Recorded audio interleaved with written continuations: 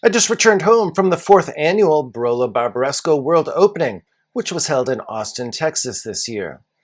More than 150 producers made the trip from Piemonte, and they showcased more than 400 different wines. This was a fantastic opportunity for Nebbiolo lovers to experience the tremendous expressions coming out of these historic regions. In this video, I'm going to share what I learned, including my thoughts regarding the 2021 vintage and some of my very favorite wines from among the more than 200 different wines that I tasted. One of the things I like best about the Barolo Barbaresco World Opening is the way in which it's organized. There's 2 different sessions. There's a morning session that's devoted exclusively to members of the trade, and then there's an evening session for consumers to attend. In the morning, members of the trade have exclusive access to the producers, during which they're able to have more lengthy and in-depth discussions about the wines, the winemaking techniques, the future of wine production, and more. Then in the evening, the event is opened up to consumers, which brings a fantastic energy, as passionate wine lovers are able to taste, learn, and engage directly with the producers, which in many instances are represented either by a winemaker or perhaps a member of the family, if there's a family-owned winery. One of the reasons I was able to taste so many wines that day is because I actually attended both sessions, which spanned around 8 hours total. So it was certainly an extremely busy day, but I definitely enjoy attending both sessions because I'm able to learn a lot more in the morning, and then in the evening, it's a little bit more relaxed in a more fun environment, plus I also have the opportunity to meet a number of viewers. One of the major reasons I was excited about attending this event was the opportunity to get an early read on some of the 2021 Barolo wines. 2021 was by all accounts an extremely highly acclaimed, outstanding vintage in Piedmont. Many of the producers that I talked to compared it to 2016, which is certainly one of the better vintages in Piedmont in recent memory, and 2019 is another good benchmark. While the 2020 vintage produced wines that were a little bit more approachable and accessible because that was a much warmer vintage, 2021 is more of a classic vintage, and the wines have it all. They have exceptional balance, structure, and acidity and freshness. My personal approach to Barolo and Barbaresco is to stock up on strong vintages like 2016, 2019, and 2021 that are classic and more age-worthy. These are wines that will definitely need some additional bottle age before they show their best, but will offer exceptional drinking experiences for many years to follow. Then when I'm at restaurants, I'll keep an eye out for vintages like 2018 and 2020, which are a little bit more approachable and accessible, and which you can enjoy in their youth. While I was extremely impressed with dozens of the wines out of the more than 200 that I tried at this event, there's not time to discuss all of them in this video. But I do want to mention several of the standouts that I thought were particularly impressive. I'm going to start out by discussing some of the Barolo wines that I enjoyed, and then move on to Barbaresco. And stick around until the end, because I'm going to share some of the special library wines that some of the producers brought to this event as well. Located in Lamora, Michele Chiarlo emphasizes sustainable viticulture and meticulous site selection. The result is some of the most elegant wines in Barolo. Michele Chiarlo was pouring 2 different wines at this event, both of which were from the tremendous 2021 vintage. The first wine was called the Tortoniano Barolo. This wine is named after the Tortonian soils that define this portion of Barolo. This wine is a blend of Nebbiolo from several different sites, and it always offers exceptional value at around $50 to $60 per bottle in the United States. Despite its youth, this wine was also surprisingly accessible, with red berry fruit, floral notes, and silky texture. This is a wine that was showing well already, but which is also very age-worthy. In fact, a few years ago, I enjoyed the 2001 vintage, and that wine was still showing well also. You really can't go wrong with this wine, as it offers compelling value at this price point, and it's one you can enjoy on the younger side or age up to 15 or 20 years as well. As much as I enjoy the Tortoniano, I was also very pleased to see that Michele Chiarlo was pouring its 2021 Cerequio. Cerequio is one of the most revered crus in all of Barolo. This is a site that's known for producing wines of both power and finesse. Some of the most prestigious names in Barolo produce iconic wines with this fruit. Michele Chiarlo's expression of the 2021 vintage impressed with flavors and aromas that included cherry, rose petal, and a savory, almost truffle-like quality.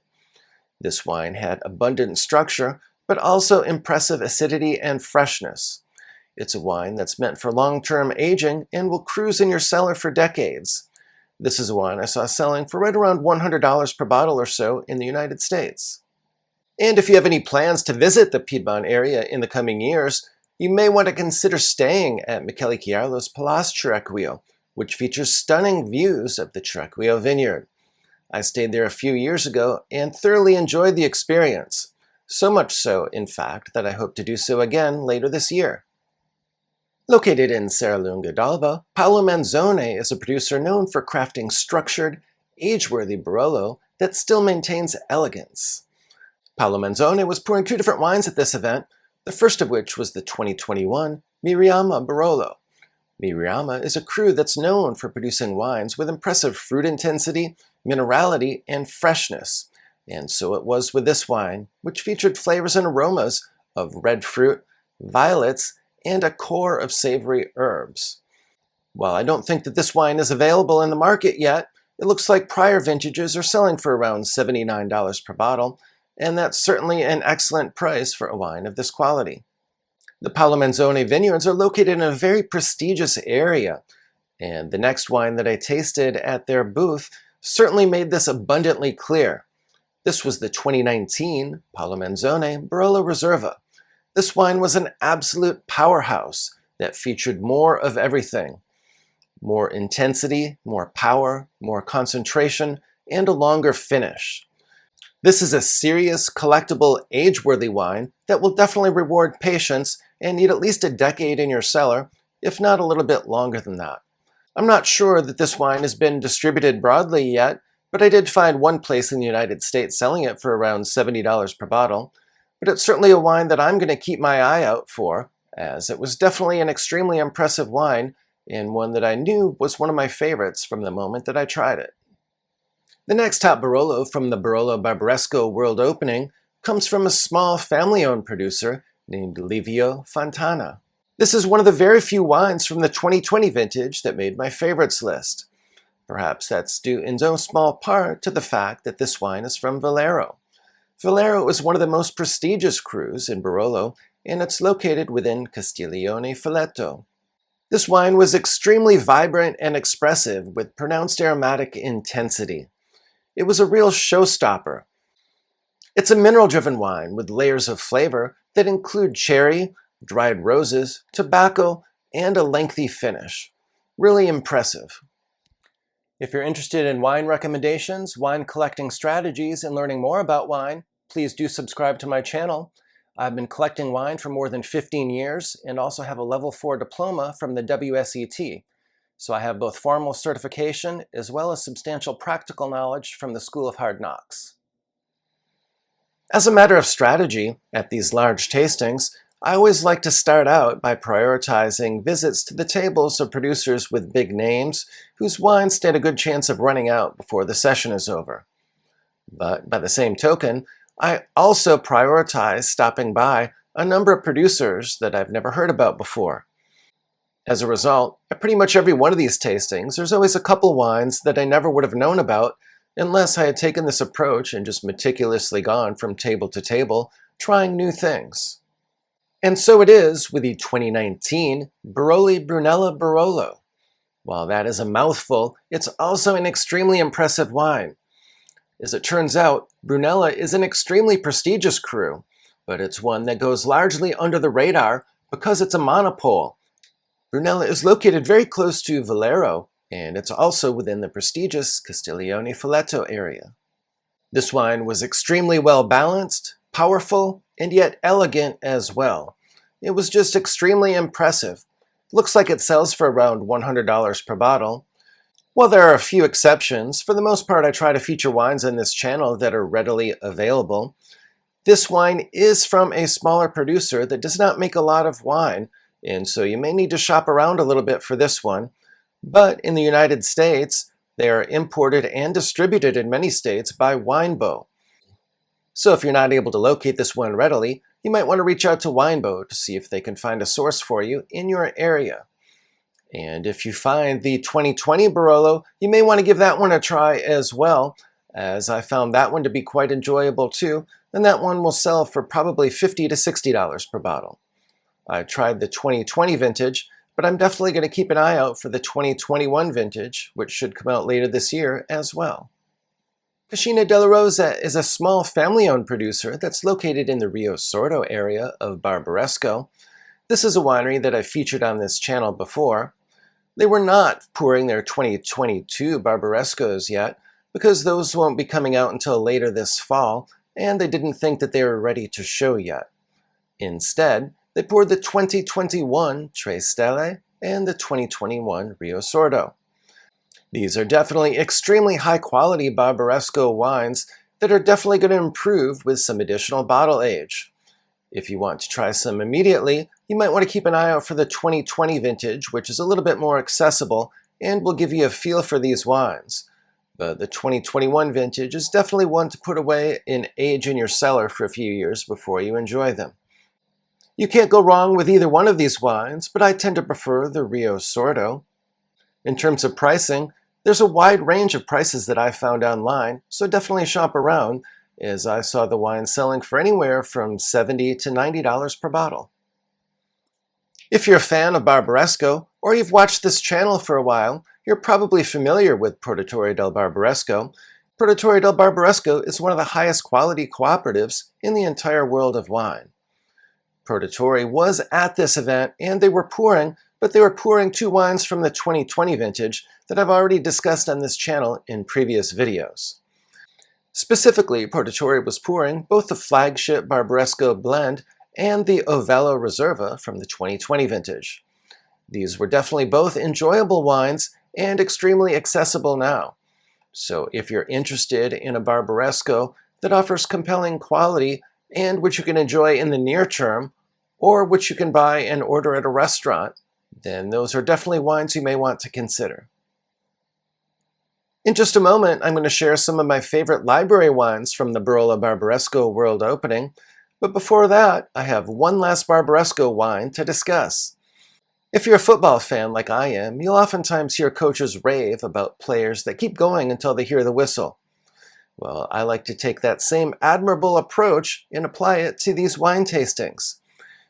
This time, my work ethic paid off handsomely, as one of my favorite discoveries from the entire show was the very last wine that I tasted at the end of the consumer tasting right before the doors closed, namely the 2022 Cascina Alberta Barbaresco Giacone. Cascina Alberta is a small boutique producer that emphasizes sustainable farming and low-intervention winemaking. Their wines were fresh and expressive with lively red fruit, floral aromas, and ample acidity. This is absolutely an up-and-coming producer to keep an eye out for. Better still, these wines are still very attractively priced at only around $45 per bottle in the United States. It was not that long ago that the Cascina della Rose wines were selling for this same price point, but now they're selling for more than double this price, and it wouldn't surprise me if the Cascina Alberta wines would double in price within the next 5 to 6 years or so. So it's definitely a good idea to stock up on them while you can at these lower prices. I'll get to the library wines in just a second, but I'd be remiss if I didn't discuss the incredible food that we had at this event and just how magically it paired with these Nebbiolo-based wines. While they say what grows together goes together, in this case we found that Texas barbecue was an absolutely heavenly match with these Nebbiolo wines. This is so because the rich marbling and fat from the beef softened the grippy tannins for the Nebbiolo, and the Nebbiolo's high acidity cut through the richness and fattiness of the beef. The fruity and floral notes from the wine also complemented the deep smoky flavors from the barbecue. Really a fantastic pairing, so if you haven't tried that yet, you may want to give it a try. As much as I enjoyed the preview of some of the new releases, The highlight of the tasting for me personally was the opportunity to try some of the back vintages of some of the wines that the producers took along with them. One of my favorites was the 2016 Anna Maria Abonna Bricco San Pietro Barolo Riserva. This is a wine that's showing extremely well with almost a decade of age on it. This is a serious structured Riserva with dark cherry, leather, and tobacco notes. The tannins have softened a little bit, but this wine still has incredible energy and complexity. Next up is another Bricco San Pietro Riserva Barolo. This is an old vine expression from Brusa. This one is from the tremendous 2013 vintage. Before I tasted the 2013 expression, I tried the 2015 version, and I was quite impressed with that as well. But the 2013 vintage took things to a whole new level. This 2013 is in a terrific place right now, and it's starting to develop some tertiary characteristics. It featured flavors and aromas that included dried roses, tar, and earthiness, in addition to some impressive fruit flavors. The next impressive library wine that I tried at the Barolo Barbaresco World Opening was a wine that was presented to me blind by a producer named Bava. Bava is a producer that I've tried before at the TechSomm event, and they always bring some interesting wines for people to try. And this wine was certainly no exception. This was an extremely intriguing wine that featured flavors and aromas of black cherry, balsamic, leather, and spice. It had impressive freshness, despite the fact that I could tell it had some age on it. The tannins were certainly completely fully integrated and were not grippy at all. I was guessing that it was about 20 years or so old. As it turns out, this was the 2001 Bava Stradivario Barbera d'Asti Superiore, so it wasn't even a Nebbiolo-based wine at all. While the vast majority of Barbera is produced in a style that's designed for immediate consumption, it's always a treat to try a different expression of Barbera, like this serious age-worthy example from Bava. If you'd like to learn more about the Barolo and Barbaresco regions, I've done videos with a deep dive where I thoroughly analyze each of these historic regions. Both of these videos will be linked in the description below, and the Barbaresco video is also linked above.